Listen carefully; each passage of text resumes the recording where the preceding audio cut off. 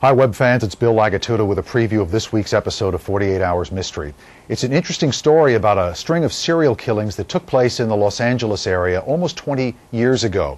What makes it very interesting and why we call our program Exposed is what's happened recently.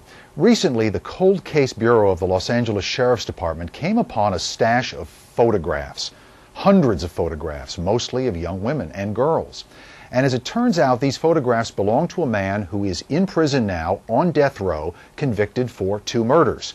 The question is, did he kill many others?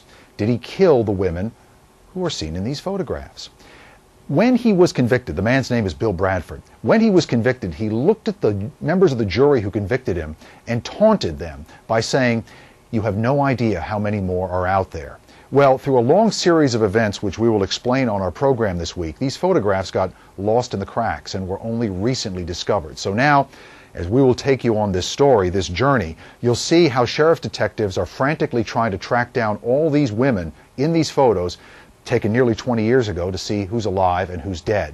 And interestingly, there's a twist, there's a tie-in to the popular CBS program CSI Miami, because one of the actresses on the program had her photograph taken by Bill Bradford, and her sister's picture turned up on the photo board at the Sheriff's Department. Eva LaRue is the actress on the program, and she talks about this, what she went through, and then we'll meet the producers of CSI Miami who have written an episode, a fictionalized account based on this real-life serial killer story, which is going to air next week here on CBS. So it's a fascinating set of circumstances that come together to make our program this week, which we call Exposed. We hope you'll join us this Saturday.